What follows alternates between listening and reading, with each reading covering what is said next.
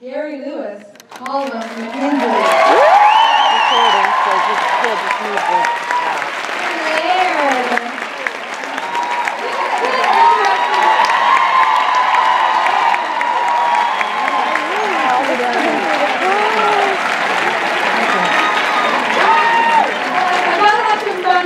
Because backstage I was rehearsing, making sure everybody's name's right, and he goes, "You could do this for a living." I go, "No, I do." He got on the guitar, so he didn't realize that I did this for a living.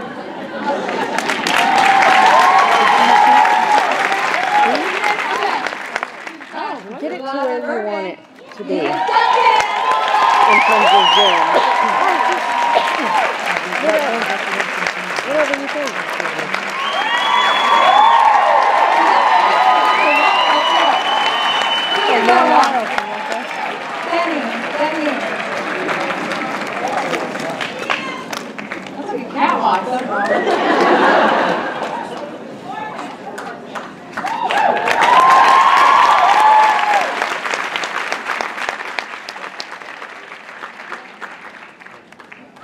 Okay, guys, don't you worry, because we've got Graham McIntosh.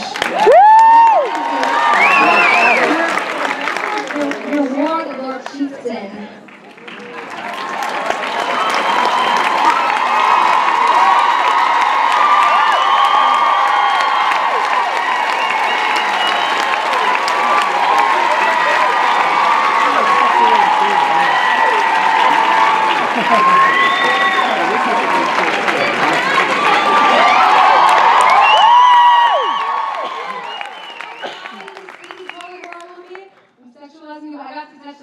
I did a little picture like this. And he just Next up we've got, okay, you ready for this? Tobias Minzy.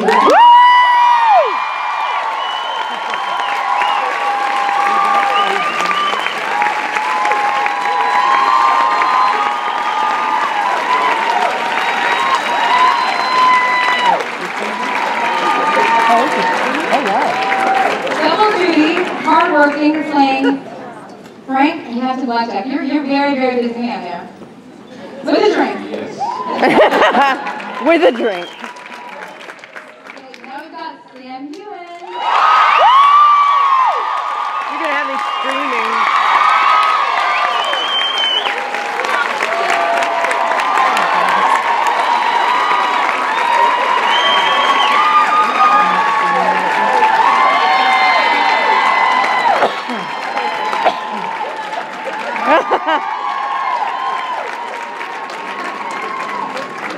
Sam is Jamie Frazier, but of course, y'all, I have to say the full name for the real Outlander fans. Are you ready for it? AKA, ready? Say it with me, Jamie Outlander. Malcolm McKenzie.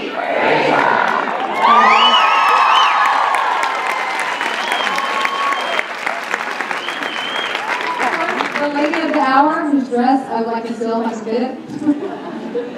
Katrina Falk.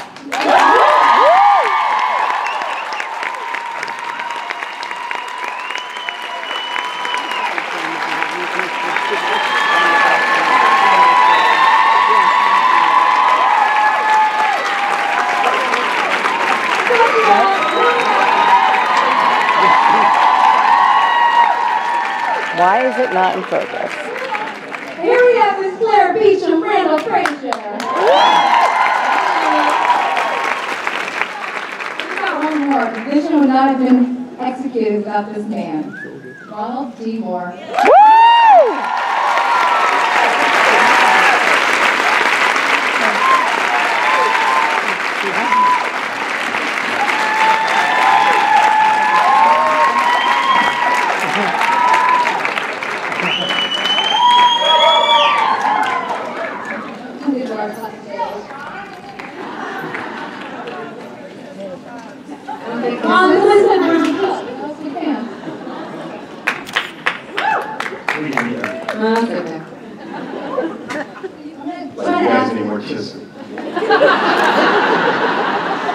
We get enough. Trying to get a question in of everyone each. We don't have that much time, but let's get to it. All right, Gary. Oh, I'm starting with you trouble. Gary, you know, production was done here. for a year in Scotland. The next season you're going to spend 9 months there. It's where you're from, your family, Glasgow. What does this mean for Scotland? What does it mean for you to be filming here? Well, it's not for Scotland. Quite seriously, it's brought so much work, and it's allowed the people in the business in Scotland to create these incredible scenes and the tapestries, the things which make it look so visually stunning. And Outlander is a feast for the eyes. It's just amazing. When I first saw an episode, I saw it in the cinema in Glasgow, Scotland, and I was drawn right in, and it looks like a film, and it's, so what it's done is really show that we have the actors, the crew, and the skills to, meet the desires of the wonderful Outlander fans. So that's all it is.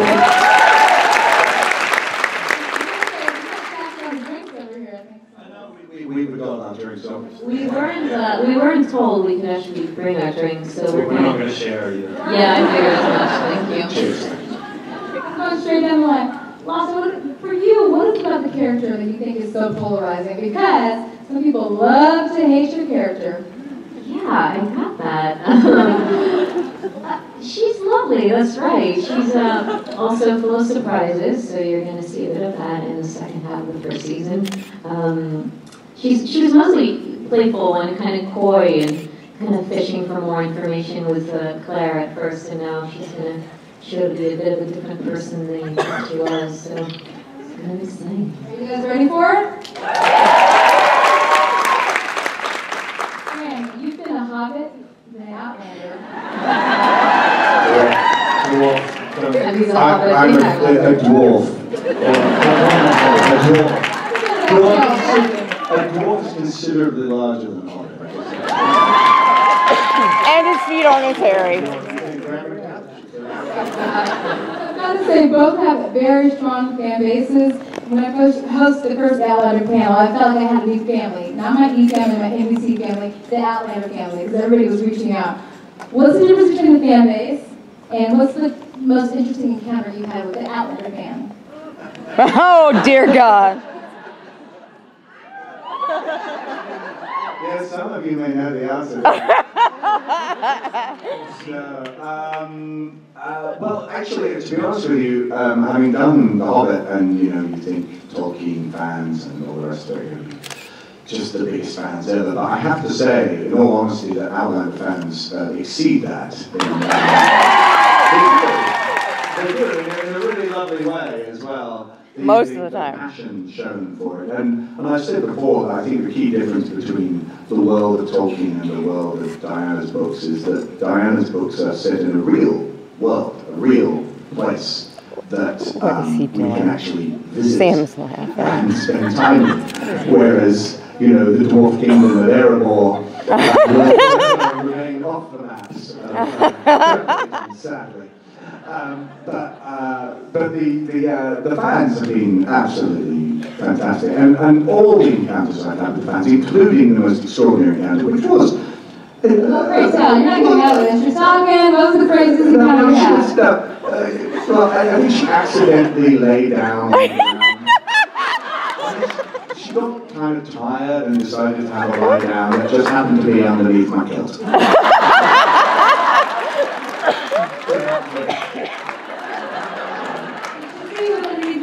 She was lovely, and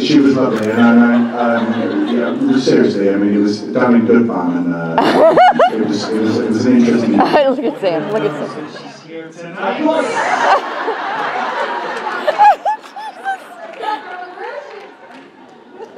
We will let you off the hook. Tobias, out there. Most of your male co-stars have said they want to play that villainous character. If you're casting them, what can each of them bring to the table if they're going to play you? Play your mean side. That's a horrible question.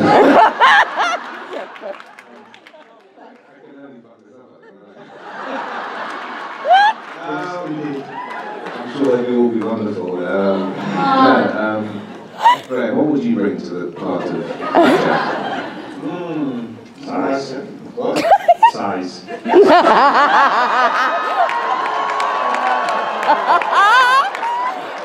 Oh!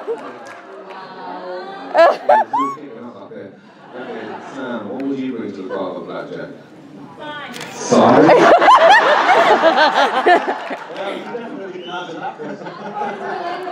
What would you bring to the part of Blackjack? I'm sorry, I'm doing your job for you. I'm taking over. Does that answer the question in any way?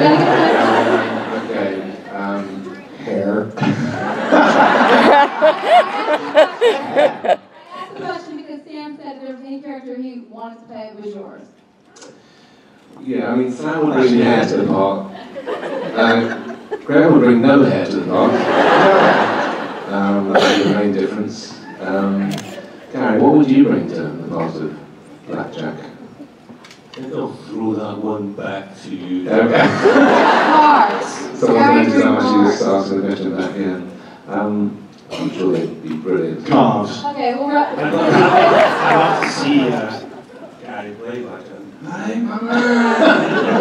It would be funny. Don't just watch you. Just as a bit of a laugh. It's not hard to do it on a day, just all play each other's parts. We have to compete to see who plays Claire.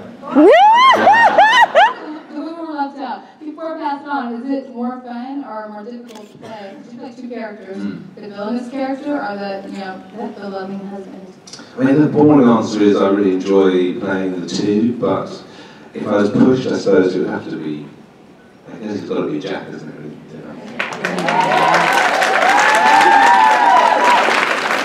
Sam, are you ready? You know, a lot of Outlander fans have been waiting to see that scene. The spanking scene, to be honest. The which scene? There's spankings. Scenes in there. Yeah. Did you have to prepare mentally, physically? How do you prepare to do those scenes? Because when you're doing them on set, they're not exactly romantic. They're technical. Look at Kate. Yes, with those scenes. Let's say I was in the gym. We looked at that like we look at every other sort of intimate scene or battle scene and really work on the script, work with the writers and the directors, and work out what we want the audience to feel and to see. And yeah, it was a hard scenario for us to get into, but ultimately, yeah, he's from a period of time and she's from the future, and they have a completely different moral code, and ultimately they learn a lesson from each other, and that moves the relationship forward. Through spanking. The only way. One more question, because I was supposed to only do one, but I'm going to follow up with this. Now being labeled a sex symbol, which was Oh, God. a year ago, do you feel like it ever takes away from the acting and the craft? Do you know what I mean? Because you work your butt off.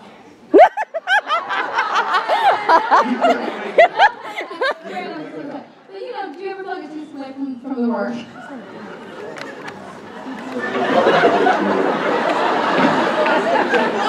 Yes. I think just Kat that question. There's work. What? Yeah. Craft? I have no idea what the question was. How has it changed your life? A year ago, I met you. You're still the same humble, wonderful person. You remember me from last year upstairs. But, you know, embracing this character, living this character, winning a People's Choice Award, that's a big deal. All these fans here, and thousands.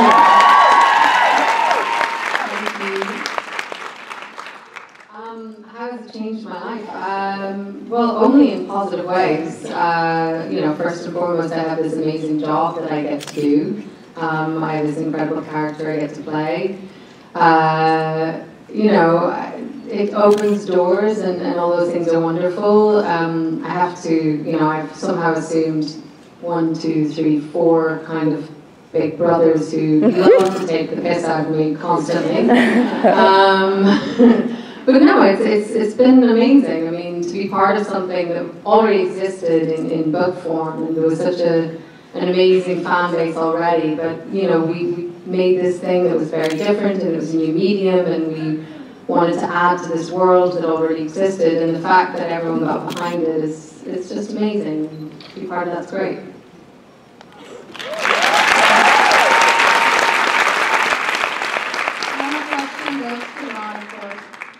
Ron, filming this for a year the first time, you're going to 9 months this time, winning People's Choice Award, having so much support from these fans, has this show exceeded your expectations, and what have you learned to maybe do differently going into filming? I learned how cold it is in Scotland. So I learned that, I can stand in layers of Gore-Tex and still shiver in the middle of the night up to your ankles in mud and look over at the camera crew and there'll be a young lady there in shirt sleeves who doesn't care, because they make them tough in Scotland. At the beginning of any project, you sort of hope and dream, or at least I do, that, oh, this is the one, this is going to be something that, people love, and you're going to have red carpets and premieres, and it's going to be fantastic, and, it doesn't always work that way. And so when you get one of those projects that actually does do that, it's not so much that it exceeds your expectations, the fact that it meets your expectations, and you have that experience of, yeah, I remember way back when, sitting across a table with my wife and my producing partner, and I'm saying, you should read this book. And even then you go, well, maybe that'll be the book, maybe that'll be the thing, it'll be something special, and you always have that hope. And so to be here, to do it, to have this cast, to be part of something like Outlander is enormously gratifying. It's why I do what I do, so it's been a great experience.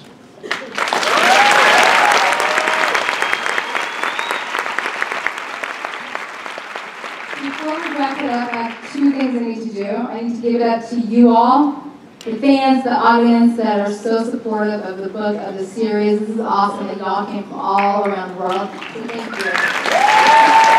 Thank you. The hardworking stars team.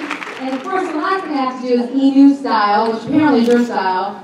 Let's do a lightning round of your favorite scotch. Half of us didn't get the message, but Enu is our family. We love Outlander. We love it all, so let's do a lightning round. Ready? I know you're ready. Scotch? Yeah. Oh, God, it's a list. Yeah. So you should try Highland Park, you should try Bowmore, you should try Glenlivet and Macallan, you should try them all. And I'll tell you a really good thing to do. Seriously. This is really seriously good advice. On Saturdays, when Outlander's on the Stars, get yourself a good malt whiskey. Yeah. Turn the phone off, light a candle, no other lights. Have a malt whiskey. Outlander, hey. Yeah, you want to do it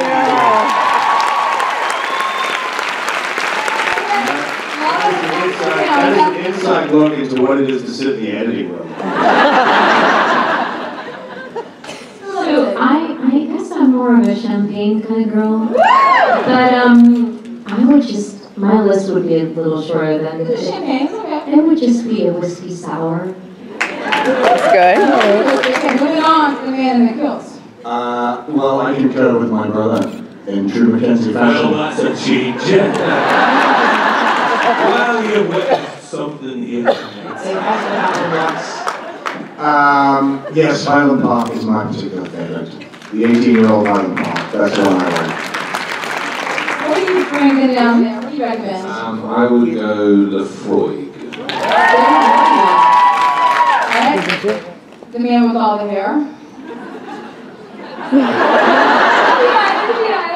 I have many favourites from Empty Island, but ultimately it's whatever Ron is carrying. What are you carrying? What? My favourites, whatever you put in your pocket. I wish I don't have it in my pocket. What's your favorite scotch? There we go. Look at Castle. Me? We're jumping all the way to the end. My favorite is called Scapa. S-C-A-P-A. We're ending with the lady then. Kat, what do you think? Alistair. So,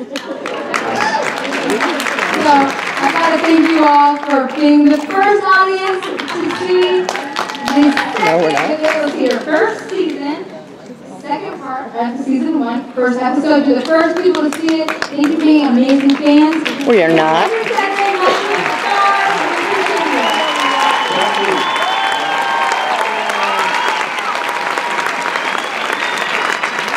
We're still not the first people to see